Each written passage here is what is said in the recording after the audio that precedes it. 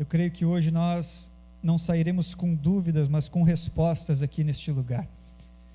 Creio que durante a palavra decisões serão tomadas, durante a palavra pessoas serão curadas e transformadas pelo poder de Deus, porque essa palavra tem poder. Essa palavra não é a palavra do Rafael, esse é o Evangelho de Cristo Jesus, que tem todo o poder nos céus e na terra. Quando a gente se engana com alguma coisa, a gente não se engana com o que é oposto, a gente se engana com o que é parecido. É ou não é? Se tu queria vir com uma camiseta preta hoje, tu não pegou por engano uma camiseta branca, né? Só se tu enxerga tudo em preto e branco, aí é diferente, é outro caso. Talvez tu te engane numa camiseta que é preta e a outra é cinza, porque ela é parecida. A gente não se engana com aquilo que é oposto. Ah, eu tinha que ter ido para a direita, fui para a esquerda, me enganei. Não, peraí, aí tu te perdeu, é outra coisa. Nós não nos enganamos com o que é oposto, nos enganamos com o que é parecido. E às vezes nos nossos sentimentos, nós também nos enganamos. É ou não é? Você já confiou em pessoas que você sentiu que era bom confiar e aconteceu o contrário? Tem projetos que você colocou muitas expectativas e talvez não deram certo, mas você sentia que daria certo.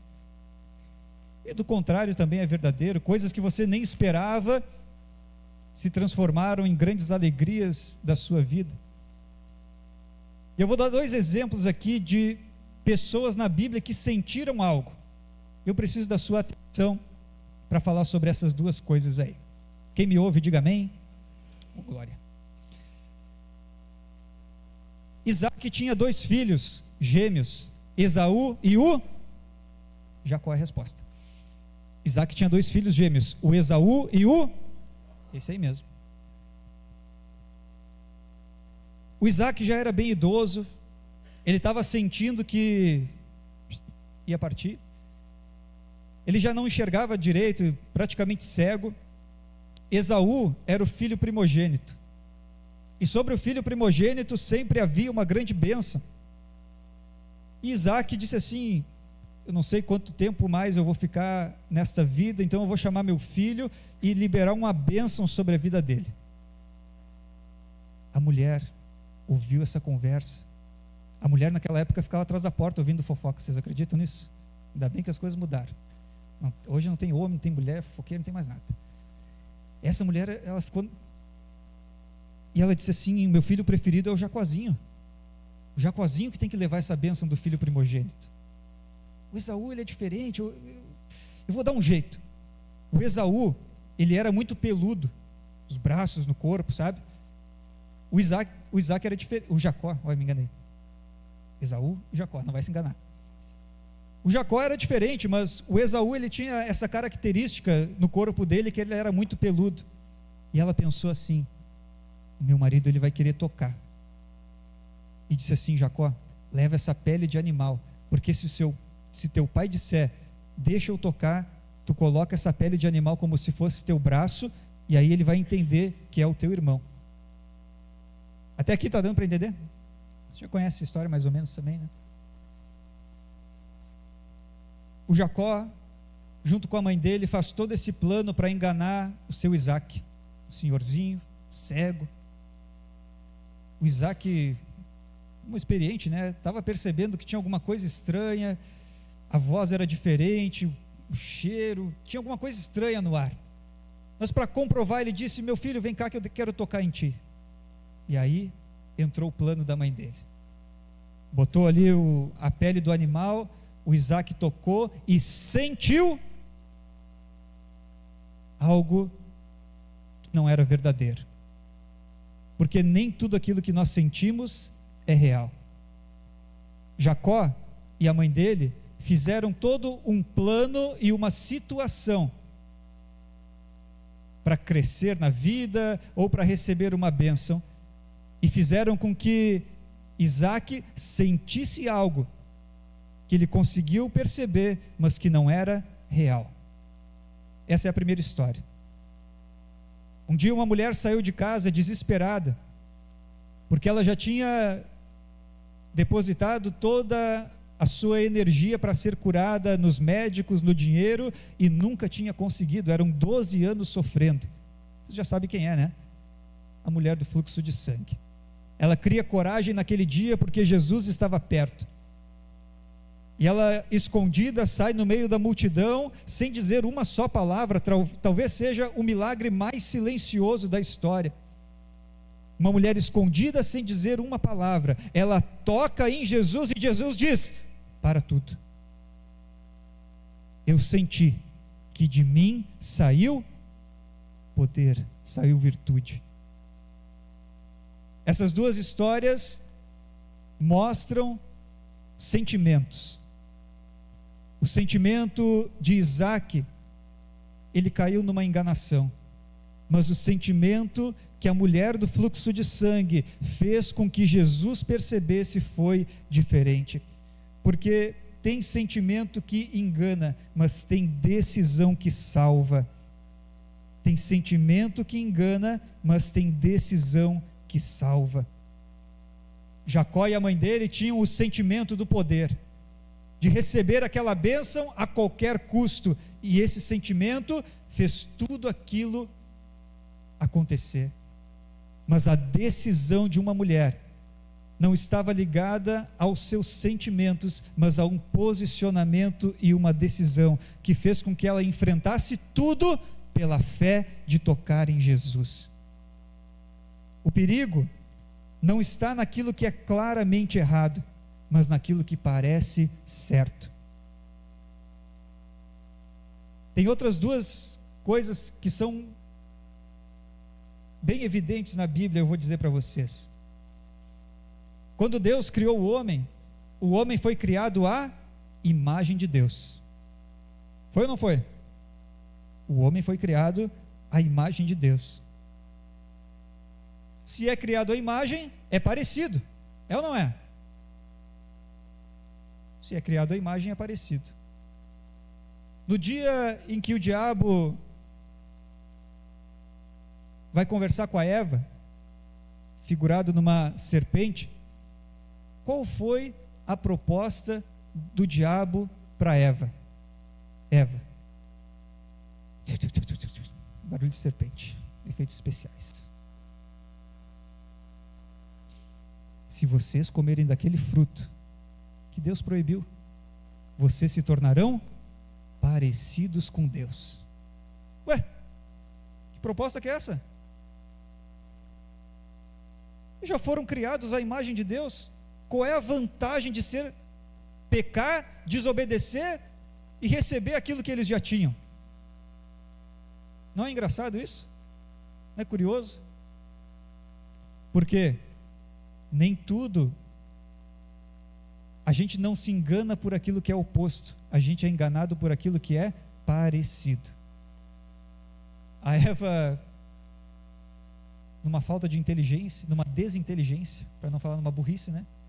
Aceitou a proposta, foi lá, comeu o fruto, convenceu Adão, e ali entrou o pecado na humanidade. O diabo, ele nem sempre vai tentar te levar por um caminho totalmente oposto, porque se ele te distrair, já é o suficiente. Aconteceu com Jesus também. O coisa ruim, ele tem essa mania de fazer essas coisas aí. Começou com Adão e tentou com Jesus. Quando o Espírito de Deus levou Jesus ao deserto para ser tentado pelo diabo, o diabo oferece para Jesus uma das propostas, que era poder e autoridade. Logo para Jesus, vai oferecer poder e autoridade para o Filho de Deus? Tem sentido um negócio desse? No final dos evangelhos, Jesus diz: todo poder me foi dado nos céus e na terra. Tudo o que o diabo pode nos oferecer não é realidade, é apenas parecido com o que o céu pode nos dar. O mundo pode tentar te oferecer uma alegria por alguns dias, um prazer por alguns momentos, mas você sempre vai voltar com fome. Mas se você beber do rio de águas vivas que é o Senhor Jesus Cristo, você beberá e nunca mais terá sede. O diabo te oferece coisas parecidas. Toma um gole desse aqui, vai aliviar essa tua tristeza, vai afogar essas tuas mágoas. E aí aceita a proposta, mas passa algumas horas, alguns dias e tudo, e você tem que fazer tudo de novo. Com Jesus é diferente. O diabo, ele até pode oferecer as coisas dessa terra. Se Jesus aceitasse a proposta, ele teria poder na terra, mas como ele seguiu a obediência a Deus, ele recebeu poder nos céus e na terra e sobre toda a eternidade. O diabo ofereceu um caminho sem cruz. Escuta isso. Um atalho. Receber poder e autoridade sem a cruz. As religiões, o mundo diz que existem vários caminhos para chegar até Deus, mas nós não acreditamos nisso. Algumas religiões acreditam que Jesus foi mais um homem bom que passou pela terra, fez coisas maravilhosas e foi embora. Nós também não acreditamos nisso. Outros acreditam que Jesus foi mais um profeta, como Elias e os outros que passaram, mas nós não cremos que ele foi apenas isso. Um caminho sem cruz não leva a Deus, porque este caminho não é apenas sentimento ou emoção. Este caminho tem nome, este caminho é Jesus Cristo, o caminho, a verdade e a vida, e ninguém vai ao Pai a não ser por Ele. Vamos aplaudir a Jesus. O caminho é Jesus. Um caminho sem cruz não vai nos levar ao Pai. Um caminho sem Jesus não nos levará até Ele. É necessário uma vida com o Senhor. Tem proposta que parece Deus, mas foge da cruz. E tudo que foge da cruz não leva ao Pai. Se você se mover pelas suas emoções, você vai carregar o peso sozinho. Mas se você tomar a atitude das suas decisões de entregar a Deus, você vai entregar a quem tem todo o poder nos céus e na terra. Essa foi a diferença de Jacó e a mulher do fluxo de sangue. Um tentou fazer as coisas do seu jeito, para que alcançasse o sucesso que ele imaginava ideal. Mas a mulher do fluxo de sangue resolveu abrir mão de tudo que ela já tinha tentado e buscar em Jesus aquilo que só Ele podia fazer.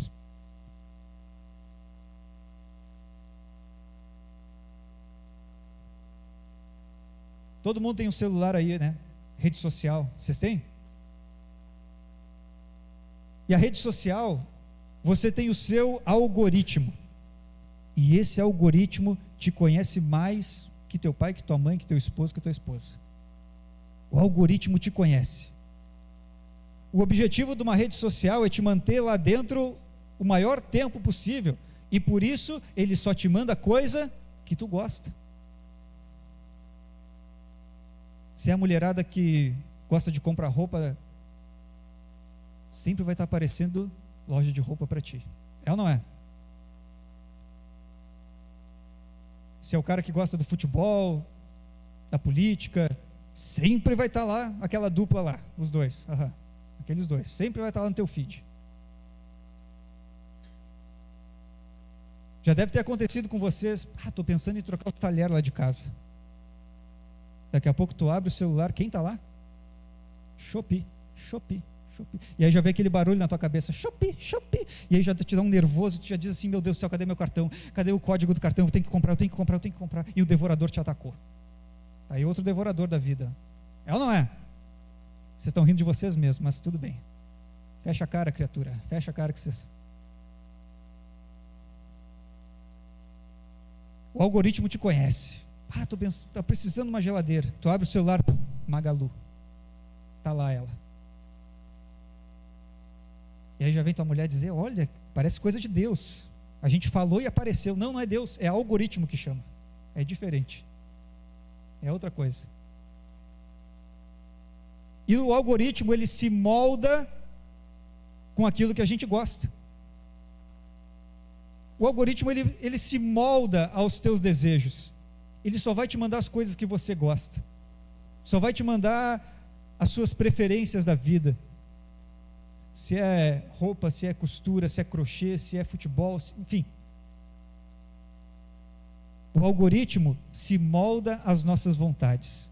Mas ser cristão é diferente. Nós temos uma palavra, e esta palavra é que deve moldar as nossas vidas, e não é ela que molda, não somos nós que moldamos ela. Você concorda com isso? Tem gente querendo escolher os versículos preferidos, tem gente querendo criar a própria mensagem ou o próprio evangelho, dizendo: essa parte eu quero, essa outra eu não quero. Isso aqui não é o algoritmo da sua rede social, essa daqui é a palavra de Deus enviada para nós. Com Deus também é assim. Deus não é o algoritmo que você molda, não é Deus que se molda às minhas preferências, não é Deus que se molda como eu gostaria que Ele fosse, não. Somos nós que de glória em glória estamos sendo transformados para sermos verdadeiros cristãos aqui nestes dias. É diferente. O mundo que nós estamos, ele se molda e a gente consegue bloquear pessoas, a gente consegue evitar assuntos, aperta nos 3 pontinhos e diz: não quero mais ouvir sobre isso. Ser cristão não é criar regras e limites que me agradam na Bíblia. Seguindo a Bíblia, nós não estamos construindo a nossa religião, mas nós estamos sendo transformados por essa palavra poderosa. Romanos capítulo 3, versículo 23 e depois o 24.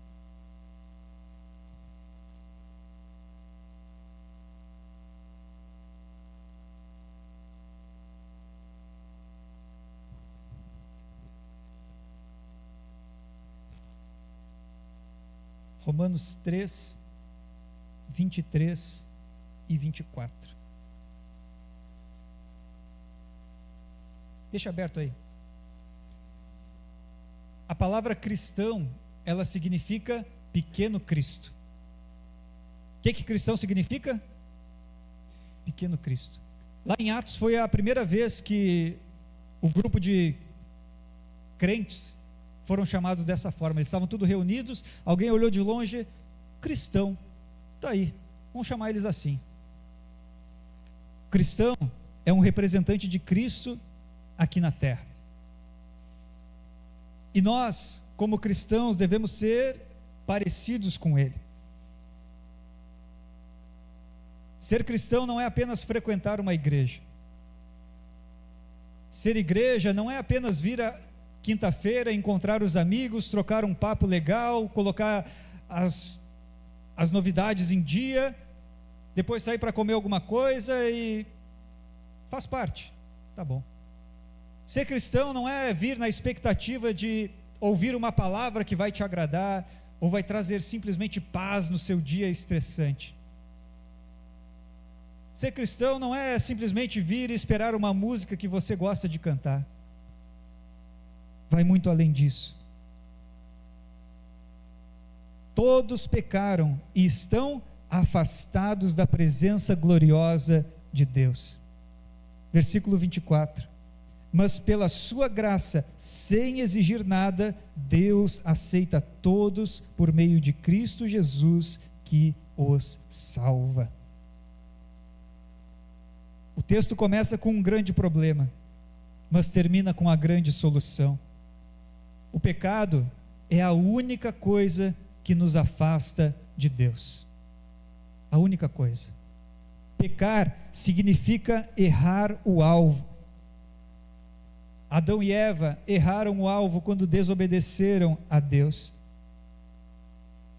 O homem que foi feito à imagem de Deus por causa do pecado, deformou a imagem de Deus em si próprio. O Éden era um lugar de eternidade. E a partir do momento que o pecado entrou no mundo, a morte entrou na linha do tempo do homem. Romanos 6, 23. Vai um pouquinho mais para frente aí na sua Bíblia. Romanos 6, 23.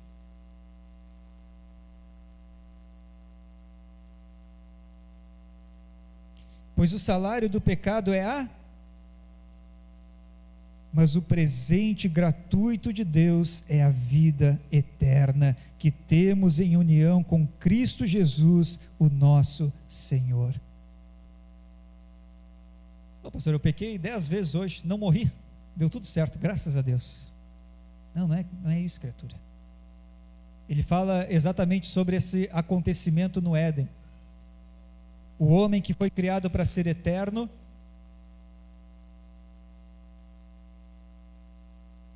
colocou na sua linha do tempo a morte. Mas nós continuamos tendo a eternidade como um caminho das nossas vidas.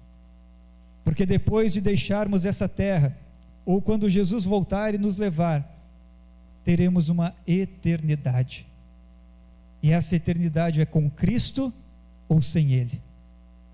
E se é sem Cristo, eu nem preciso te dizer com quem é. São opostos. E com o oposto não tem como se enganar. Eles são totalmente diferentes. Depois dessa vida, teremos um destino. E com todo respeito, a decisão que vai te levar para a eternidade com Jesus, você toma aqui hoje. E é você que toma essa decisão. Nós pregamos, oramos por você, mas no final das contas, você tem que decidir e tomar uma posição. Sendo o pecado a única coisa que nos afasta de Deus, ele deve ser a maior prioridade de nós evitarmos. A Bíblia diz que resistia ao diabo e ele... Mas quando o pecado aparece, é você que tem que correr. Foi isso que José fez lá no palácio. O pecado apareceu, saiu correndo.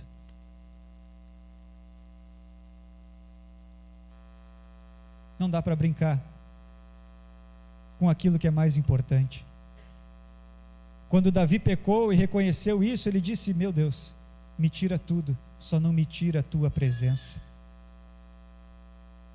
Marcos capítulo 16, versículo 16. Não, peraí. Romanos, está em Romanos ainda, né? Romanos 5, 8 e 9.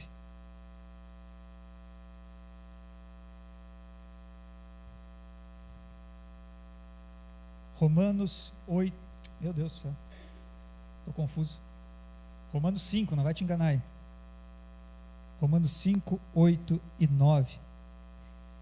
Mas Deus nos mostrou o quanto nos ama. Cristo morreu por nós quando ainda vivíamos no pecado. E agora que fomos aceitos por Deus por meio da morte de Cristo na cruz, é mais certo ainda que ficaremos livres por meio dele do castigo de Deus. Na sua Bíblia aí diz isso? Que Cristo morreu por nós quando ainda éramos pecadores. Cristo não morreu por você quando você se consertou? Cristo não morreu por você quando você alinhou totalmente a sua vida? Cristo morreu por nós quando ainda éramos pecadores. Jesus não morreu pela sua melhor versão. Ele morreu por você, como você está aqui, hoje, agora. Enquanto você está esperando se consertar e ficar preparado, Deus está esperando você se render. Ele não está esperando a sua melhor versão para te resgatar. Ele está esperando você se render e se entregar a Ele, e a sua entrega pode ser hoje, aqui nesta noite.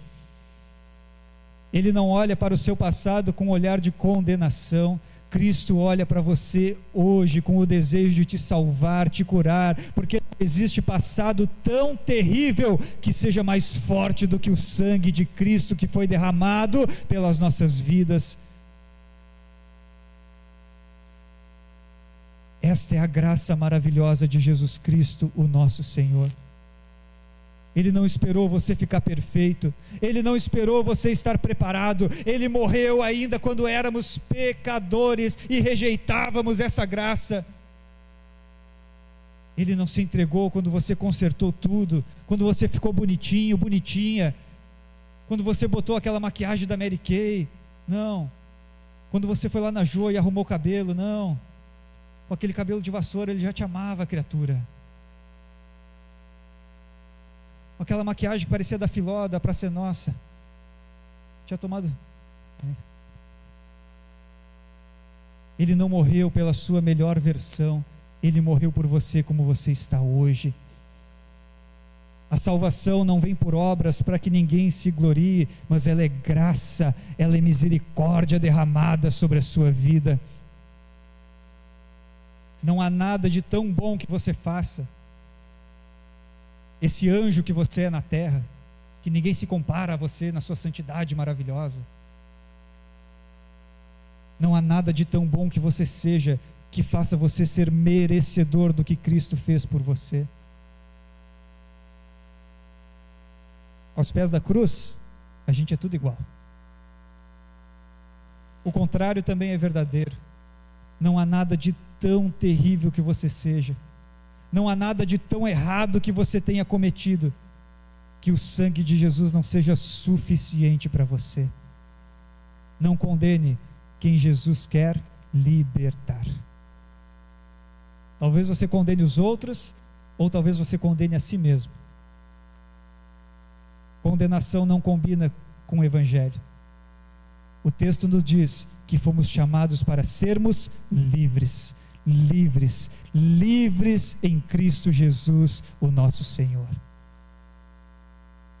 A religião nos prende. Os ideais humanos nos colocam dentro de uma gaiola. As regras da religião colocam um peso que nos cansa. Mas o Evangelho não é religião criada pelos homens, é mensagem do céu enviada para nós. A religião tenta construir uma escada que chegue até os céus, mas o Evangelho fez o caminho contrário. Os céus se abriram, cravaram uma cruz na terra e pregou o Cristo, o Filho de Deus. O primeiro homem, o primeiro Adão, trouxe a condenação, mas o segundo Adão, Jesus Cristo, trouxe a salvação das nossas vidas. A religião traz peso, o Evangelho traz libertação. Enquanto temos um inimigo que nos acusa, temos um Cristo que nos liberta. Agora sim, Marcos 16:16. Marcos 16:16.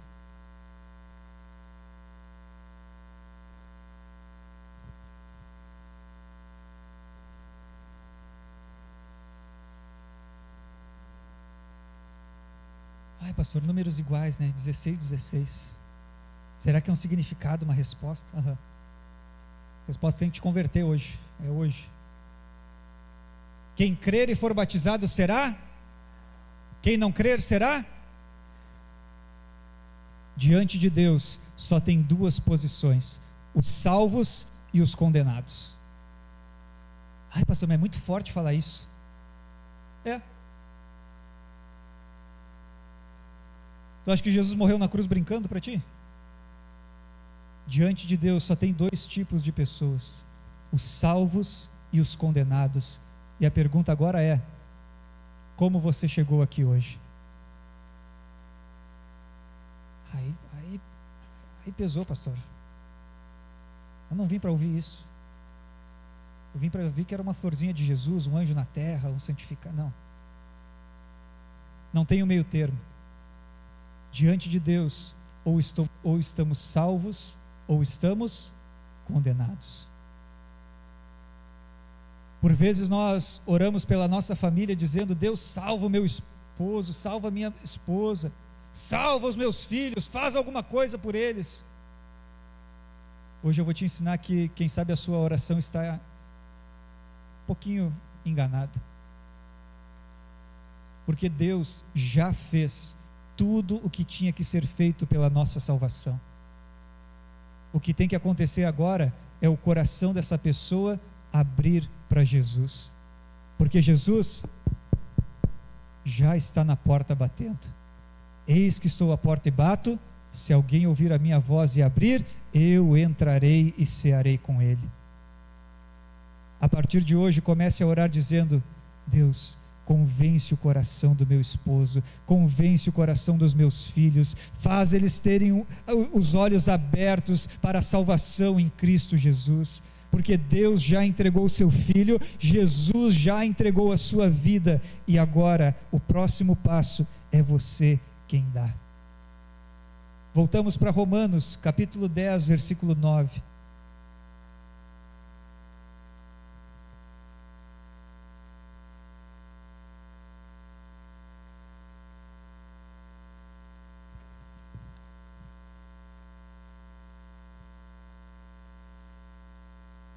Romanos 10, 9.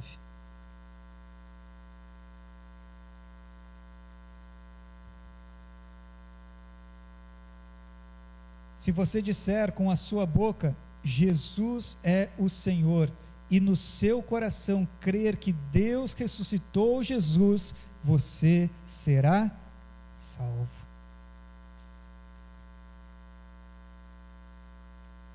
Se com a sua boca você disser: Jesus é o Senhor, e no seu coração crer que Deus ressuscitou Jesus, você será salvo. Evangelho significa boa notícia, e a boa notícia do céu sobre nós é esta: Jesus salva. Jesus salva. Uma vida com Deus não é para quem apenas se sente pronto, mas para quem está disposto. Enquanto você espera ficar pronto, Deus espera você se render. Porque em relação à salvação, Deus já fez tudo o que era necessário. A sua parte agora é esta: se render ao Senhor. O mundo vai continuar te oferecendo coisas parecidas com a realidade. A proposta do diabo para Eva, a proposta do inimigo para Jesus, eram coisas parecidas que eles já tinham. Ou você vai continuar vivendo na enganação, ou hoje você vai se render a Jesus Cristo, o Senhor. No seu lugar, sentado mesmo, feche seus olhos. Tem uma decisão para você tomar aqui hoje. Essa não é a mensagem do Rafael, essa é a mensagem de Jesus Cristo. Esse não é um chamado para você se tornar membro de uma igreja. Esse é um chamado para você viver como filho de Deus. Aqui não estamos buscando seguidores para o pastor. Não estamos buscando reconhecimento para os homens. Não estamos querendo simplesmente fazer acontecer a nossa denominação, não. O nosso objetivo é despertar os filhos de Deus em São Gabriel.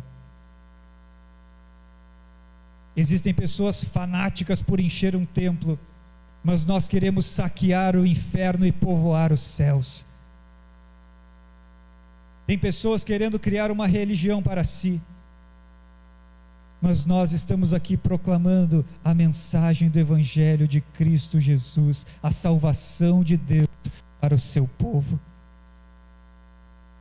Você ouviu a mensagem? E diante de Deus tem duas posições: salvos ou condenados. E a sua posição define quem você é. E essa oração só você pode fazer. Essa oração é para quem já é crente há 60 anos. Mas essa oração também é para quem chegou hoje, talvez pela primeira vez dentro de uma igreja. Talvez você se acostumou com a igreja, se acostumou a vir encontrar os amigos e ir embora e nem saber da parte espiritual que aconteceu aqui. Se acostumou com um cargo, com uma escala, mas você não é o cargo que você tem antes do seu nome, você é filho de Deus antes de tudo. Talvez o seu passado te envergonha e te traumatizou. E você tem tentado sustentar os seus traumas com a sua força, do seu jeito, mas chegou o dia de você se entregar para Jesus. Quando você se entregar, tudo será diferente. Entrega o teu caminho ao Senhor, confia nele e o mais Ele fará.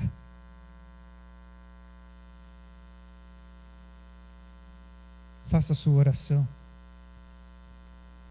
Ninguém precisa ouvir, pode ser bem silenciosa, mas do seu jeito, se entregue ao Senhor.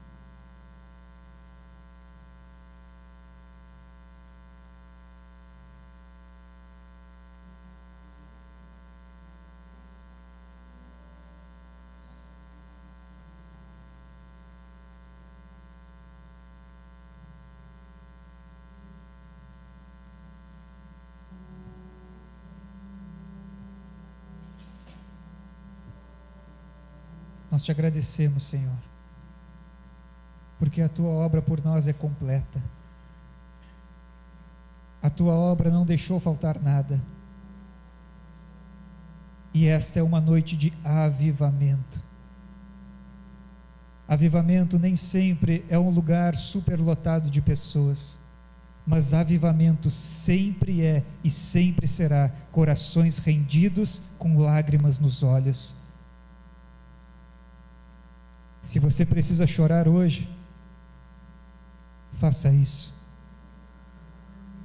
Você que viveu a sua religião até hoje, entregue-se ao Evangelho de Cristo Jesus.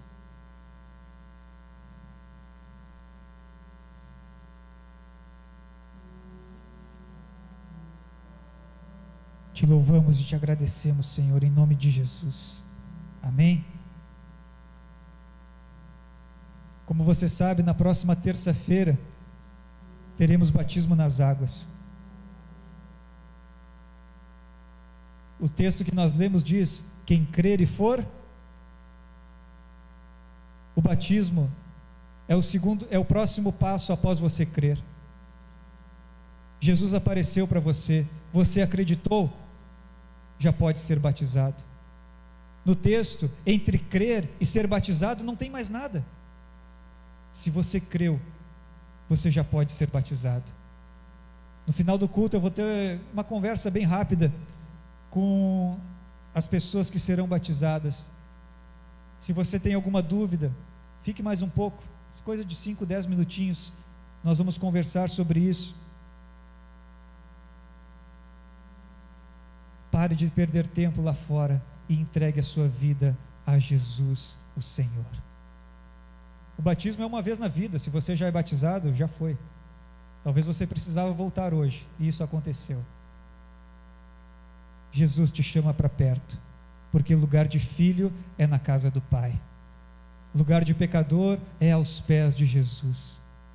Talvez você esfriou, mas hoje o Espírito Santo está aquecendo corações aqui nessa noite. E a palavra que queimou no seu coração não fui eu.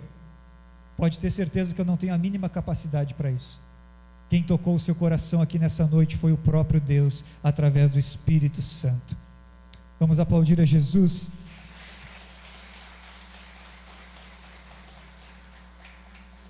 Você pode se colocar de pé no seu lugar.